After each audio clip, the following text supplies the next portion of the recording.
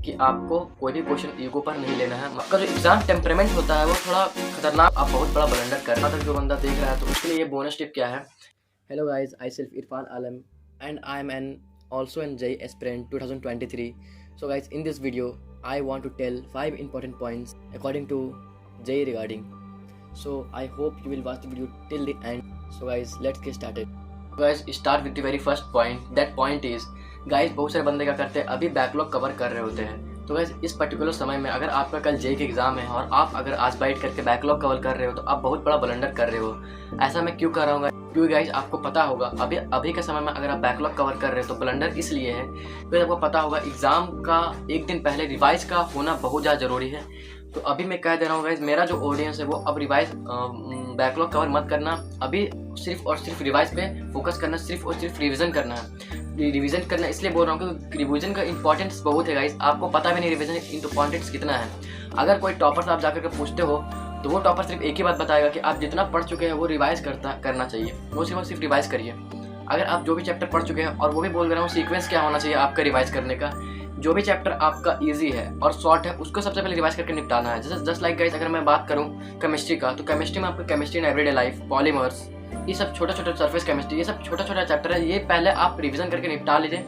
और मैं कहूँगा गाइज, अगर आपके पास शॉर्ट नोट्स है तो आपको वेरी वेल, आपको बहुत ही अच्छा। अगर आपके पास शॉर्ट नोट्स है तो शॉर्ट नोट्स से ज़्यादा समय नहीं लगता रिवाइज करने में। अगर आपके पास अगर नहीं है शॉर्ट नोट्स तो आप क्या कर सकते हो, आप गूगल में जा करके शॉर्ट नोट करके, जस्ट लाइक फॉर एग्जाम्पल अगर आपको सरफेस केमिस्ट्री को रिवाइज करना है तो गूगल में सर्च कर सकते हो शॉर्ट नोट सरफेस केमिस्ट्री। तो अब जब शॉर्ट नोट सरफेस केमिस्ट्री आप लिखोगे तो वहाँ पर शॉर्ट नोट्स आ जाएगा, आप वहाँ से क्विक रिवीजन कर सकते हो। तो वो आपके लिए ज़्यादा बेनिफिशियल होगा एज कम्पेयर टू आप लॉन्ग नोट्स। क्योंकि सर गाइस आपको पता होगा अभी आपके पास लॉन्ग नोट्स का समय नहीं है, आपको उतना हिम्मत भी नहीं है गाइस। क्योंकि अगर लॉन्ग नोट्स देखा जाएगा तो इतना होगा आपके पास बुक कॉपीज, इतना करने जाओगे गाइस बहुत समय लगेगा। तो मैं कहूँगा आपको शॉर्ट नोट्स रिवीजन करना नहीं है तो मैं बोल रहा हूँ जाना गूगल में शॉर्ट नोट करके मतलब आएगा, आप फट से उसको देख लेना है। तो ये था फर्स्ट पॉइंट।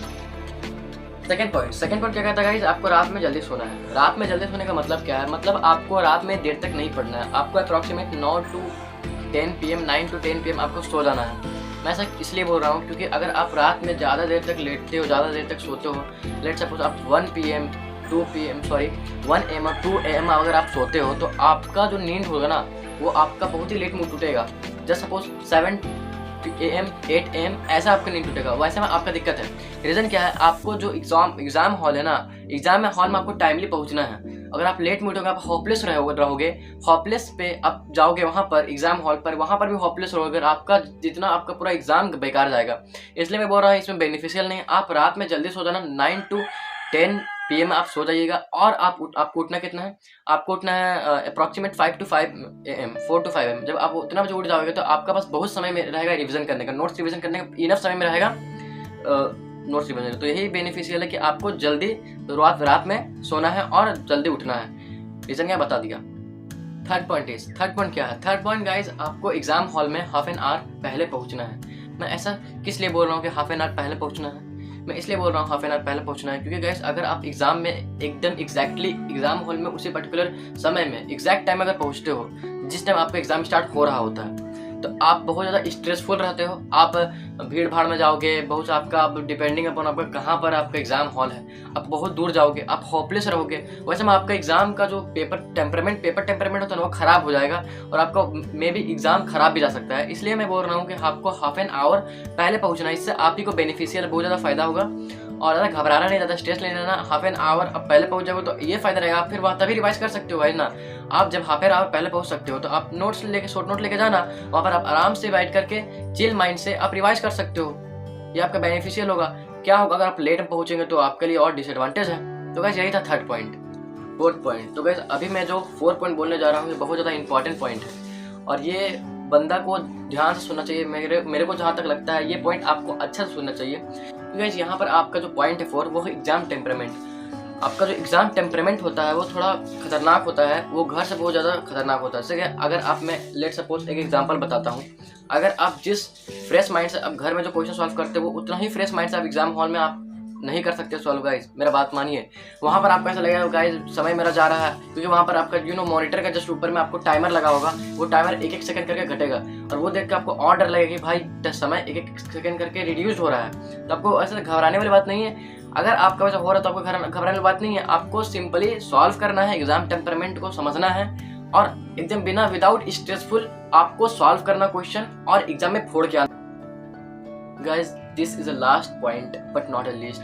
ये जो पॉइंट है बहुत ही ज़्यादा इंपॉर्टेंट पॉइंट है, तो ये एक बोनस टिप होगा वो ऑडियंस के लिए जो ऑडियंस अभी तक यहाँ तक टिका हुए हैं, बाकी लिखा है उसके लिए बात नहीं करना है। तो यहाँ पर जो ये पॉइंट यहाँ तक जो बंदा देख रहा है तो उसके लिए ये बोनस टिप क्या है कि आपको कोई भी क्वेश्चन ईगो पर नहीं लेना है। मतलब क्या कहना चाह रहा हूँ मैं, मतलब बहुत सारे बंदा करते क्या है, कोई भी क्वेश्चन को जब अटेम्प्ट करते हैं तो वो उस एटीट्यूड से जाते हैं कि ये क्वेश्चन का आंसर निकाल कर रहूँगा। तो ये आपका बहुत ही गंदा एटीट्यूड। ये एटीट्यूड अगर आप जाओगे ना तो आपका, अब बिलीव मी, आपका बहुत सारा क्वेश्चन गलत हो जाएगा। आपको वो एटीट्यूड नहीं जाना कि आपको कितना क्वेश्चन बनाने का, आपको ये एटीट्यूड जाना है कि आपका एक्यूरेसी पूरा हाई होना चाहिए। एक्यूरेसी मतलब अब जो भी क्वेश्चन को आप अटेम्प्ट कर रहे हो वो क्वेश्चन सही होना चाहिए, वरना नेगेटिव -1 बहुत ही खतरनाक, -1 करके बहुत ज़्यादा नेगेटिव में चला आता है मार्क्स, और 4 मार्क्स में पता है कितना रैंक में डिफरेंस आता है। यहाँ से यहाँ तक रैंक में डिफरेंस आता है। अगर आपका 4 मार्क्स और मे बी 1 मार्क्स भी, तो आपको अच्छा से करना है, अटेम्प्ट करना है, नेगेटिव नहीं होने देना मार्क्स को, अच्छा से सॉल्व करना है, फ्रेश होकर, स्ट्रेस होकर के नहीं, एकदम रिलैक्स होकर के क्वेश्चन को सॉल्व करना है। और ये जो पॉइंट का ईगो बोलने का मतलब, ये असली पॉइंट ये था कि अगर आप कोई क्वेश्चन सॉल्व कर रहे हो, अगर आपसे वो क्वेश्चन नहीं बन रहा है तो वो क्वेश्चन छोड़ दो, लीव द क्वेश्चन। वो क्वेश्चन में ऐसा नहीं कि बनाना है, जरूरी नहीं है। आप कोई इजी क्वेश्चन ढूंढो, अपना कॉन्फिडेंस बढ़ाओ और फिर वापस से वो क्वेश्चन में आओ। अगर आपका कॉन्फिडेंस बढ़ेगा तो आप वापस से वो क्वेश्चन आओगे तो हो सकता है वो क्वेश्चन बन जाए। तो आपको ये पॉइंट यही था कि आपको ज़्यादा स्ट्रेस नहीं लेना, ईगो में कोई भी क्वेश्चन को नहीं लेना। वो अगर क्वेश्चन नहीं बन रहा है तो हो सकता है वो क्वेश्चन टफ हो, तो ऐसा बात थोड़ी है। जेईई वाले थोड़ी बोला गया है कि आप वो क्वेश्चन बना के ही रहो तभी तुम्हारा रैंक आएगा। वो क्वेश्चन को लीव कर दो, लीव द क्वेश्चन, दूसरा क्वेश्चन में जाओ, कोई इजी क्वेश्चन में जाओ, वो क्वेश्चन बनाओ। अगर वो क्वेश्चन में आपका बन जाता है तो आपका कॉन्फिडेंस अप हो जाएगा ना, और कॉन्फिडेंस अप हो सकता है जो क्वेश्चन आपसे छूट रहा था, जो नहीं बन रहा था, टफ था, वो क्वेश्चन कॉन्फिडेंस में बन जाए। तो ये था पॉइंट। तो कैसा लगा वीडियो? आई होप अच्छा लगा ये वीडियो। तो ये वीडियो जो एंड तक देखे वो सब के लिए, और जितना भी जेईई एस्पिरेंट्स है, जितना भी मेरा ऑडियंस है जेईई एस्पिरेंट्स है, जिसका कल एग्जाम है 24 जनवरी को जेईई 2023, तो वो अच्छा से एग्जाम को दे करके आना है, ज़्यादा घबराना नहीं, स्ट्रेस नहीं लेना और रिलैक्स होकर के एग्जाम को देना और एग्जाम फोड़ के आना है। तो तब तक मिलते हैं नेक्स्ट वीडियो में, तब तक के लिए बाय।